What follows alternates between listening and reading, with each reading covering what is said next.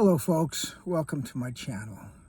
My name is Mark, and as you can tell, I'm kind of making this video on the fly. You can see by my wonderful hairstyle that it's a blustery day in Central Texas, and you'll probably hear some sound effects from my trusty assistant Maxwell,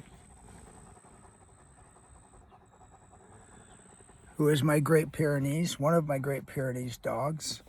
I live here on a small farm in Central Texas, and I've been wanting to make this video for some time, but it's on a subject that's quite sensitive, and I've started several times, and I finally got to the point where I really need to make this video.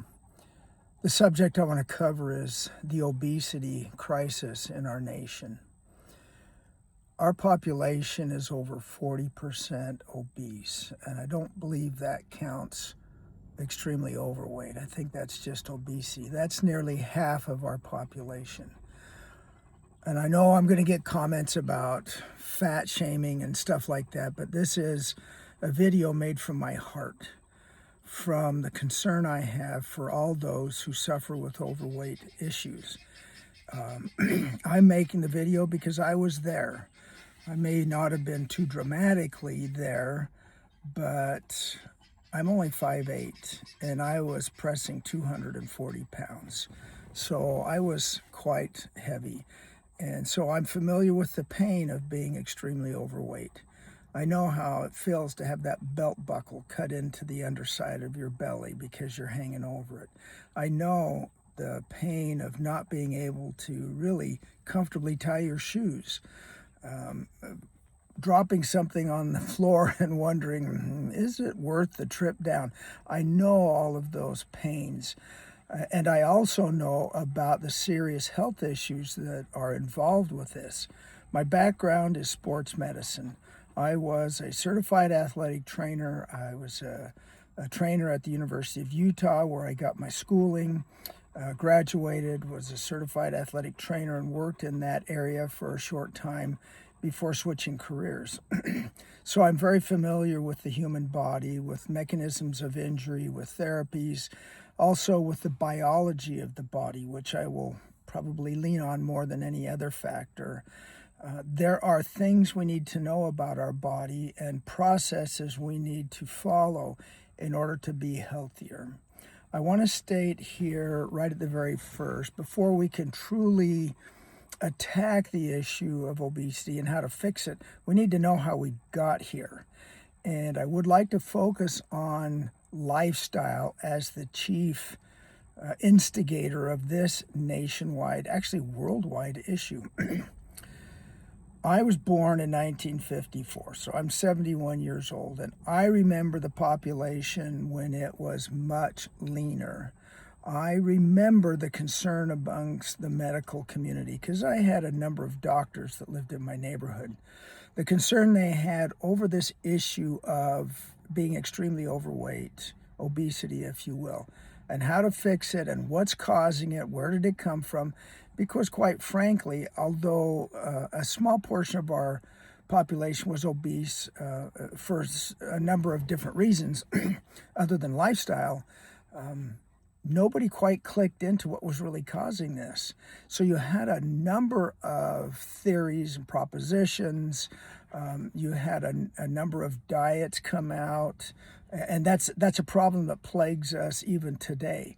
When in fact, what really happened and what is happening now is, quite frankly, we have too many calories coming in and not enough calories going out, and it is a function of our lifestyle. It is because of the migration of our labor to something that is more sedentary than exertion-based than before. It used to be you could consume thousands and thousands of calories in a day because you were going to burn thousands of calories. You were going to be doing all kinds of factory work, farm labor, anything associated with the agricultural community. Everything was done manually. Now we have conveyor belts and machines and all kinds of things to make our jobs easier. Now, while they might be physically easier, we still come home from work exhausted. We still end the day, even as a housewife, totally exhausted because all of the strain and stress and fatigue factors are there, but without burning a sufficient number of calories. I have some propositions. I have some suggestions to make to all of you who are willing to make the effort that will help in reducing weight. Although my focus is not going to be entirely on losing weight, it's going to be changing lifestyle, and the weight loss will come. And not only will weight loss come, but your health will improve and your entire lifestyle will get better. I'm a city person. I lived in Salt Lake City all of my life. We had a comfortable life, a typical house, a little bit of property that we could plant some grass and things on, and life was good. And about 5 years ago, we decided we're moving to Texas. And we're not going to Dallas, Fort Worth, Waco, any place like that. We're going rural. And so we wound up in a little community called Whitney. There's less than 2,000 people. It's entirely agricultural and agricultural support businesses. And it is a difficult life. There's a lot of physical exertion, and I will get into that later on in some of my other videos. I will break this presentation up into several videos because I don't want to lose my audience before I get through all the material, and I would like to make it easy enough to remember. One of the things that I have found is that if I can create slogans or sayings that are simple, rather metaphorical, that I can easily learn, it helps me stay focused on what I'm doing. For example, here's one for you. I would recommend that you write it down and put it on your fridge or on your bathroom cabinet. Oh, there's Max rendering his opinion. And it goes like this. Convenience is the enemy of good health. Now, why do I say that? Convenience typically equals a reduction in work. For example, I have about a 500-foot long driveway with a gate at the end of it to keep our llamas and our dogs in the yard.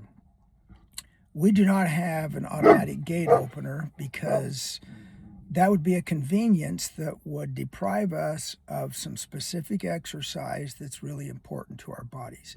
And that is getting out of our car, going over to the gate, walking it open, getting back in the car, driving through the gate, getting out, going back, closing it, and getting back in the car.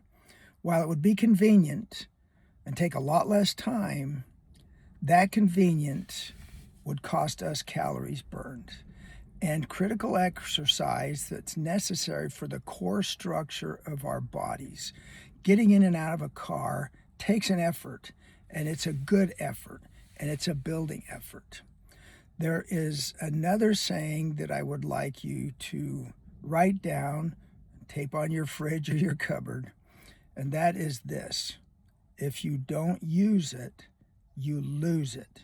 And that has to do with your body, with the bones, with the muscles, connective tissues, everything in your body that is required to live responds to the need of the brain to conserve energy or to disperse energy as it is needed, or to build structure as it is needed. For example, our bones will not retain calcium unless there is the force of gravity and other types of stress that cause the body to say, hey, our skeletal structure needs to be strengthened, so let's add calcium.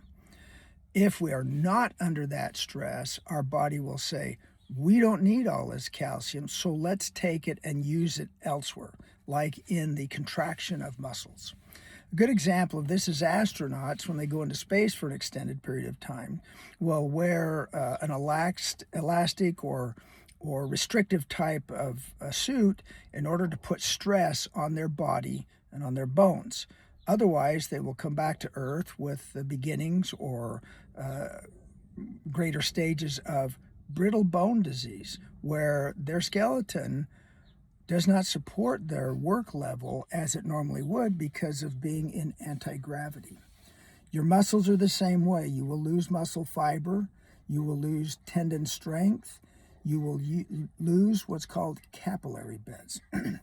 As you know, when you start to do exertion type exercises, you breathe hard, like jogging. When you start out jogging, you can't go very far before you're completely out of breath and your muscles are hurting. But if you jog on a daily basis or every other day, pretty soon you find out that you can go a little bit farther and your legs don't hurt quite as much and your lungs don't hurt quite as much. And that's because your body is responding to that stress. The muscles are saying, hey, we need more oxygen and more nutrients. The body's saying, okay, let's build more capillary beds. Capillaries are the smallest blood delivery vessel in your body. It's a very tiny tube.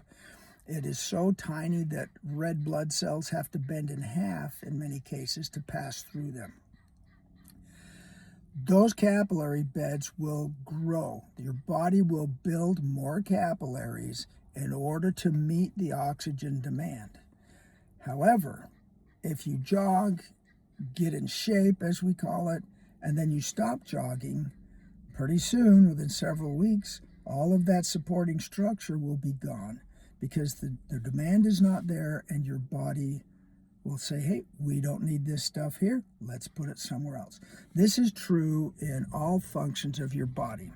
Now, I want to talk about a problem that we have with our obesity situation, and that is the word diet. Let's get rid of that word. I hate the word diet. I hate what it means, going on a diet.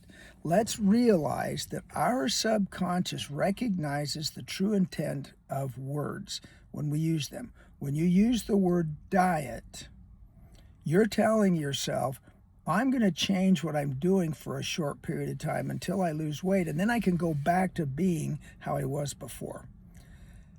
Don't use the word diet. We're not going on a diet. We're going to change the way we eat, but we're not going on a diet. We're going to make permanent changes, and we're going to make lasting changes. Now, please stick with me because there's a whole lot more to this than just making changes. And I would like to refer you to a talk given by a man by the name of Michael A. Dunn. Now, I'm a religious person. I am a disciple of Jesus Christ, and Michael A. Dunn is a follower of Jesus Christ. So the talk I'm going to refer you to, and I'll put a link in the comments, is called 1% Better. And it's a religious talk. It talks about getting better and overcoming sin and all things related to the gospel. However, it has phenomenal impact on our daily lives in every aspect. This talk is based upon the British cycling team of a few decades ago and how lousy they were for many, many years, and how a new coach came in with a whole different concept of how to fix things. His name was Sir David Brailsford. And he came in with a concept called the aggregate of small improvements. As opposed to taking on sudden and great changes like a diet tries to do, he proposed making very small, even only 1% improvement, but in multiple areas. This is a wonderful factor to keep in mind. It's a great principle to follow because it does something that we all need, and that is that it gives us hope. If we try and tackle, like I was well over 50, 60 pounds overweight. If I tried to lose that all at once, it would be totally and completely depressing and devastating, and I would feel lousy about myself. But if you try and tackle this obesity situation as a lifelong endeavor, and you do it in very small, doable, achievable increments, you will have success. You will achieve the weight loss that you're after, and in the process, you will improve in so many other areas. So please give that talk a listen. It's only 10 minutes long, but it is so wonderful in covering the principle of small gains over a broad area.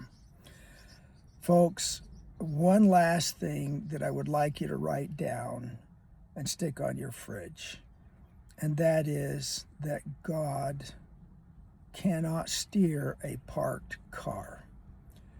We can go to our Heavenly Father with a shopping list of our needs and ask Him to do all kinds of things for us, and it's probably not going to happen. I recommend that we go to Heavenly Father with a list of our needs and a description of how we would like to achieve that and ask for His help. He's not going to drive the car for us.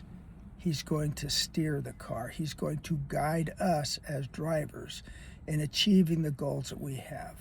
I recommend that you make a firm commitment to our Father in heaven that you are going to achieve these goals, however small they are, and that through the power and help of Jesus Christ, you will receive that help to the degree that you are serious in driving that car. I leave you with my experience, my witness that what I'm telling you is true because I have lived it, I have done it, I'm still doing it, and it really works. I invite you to stick with me for future videos because I'm going to cover a lot of stuff about the body and about our psychology that will help us not only overcome this obesity issue, it will help us overcome a number of things that are bothering us in our lives. See you in the next video.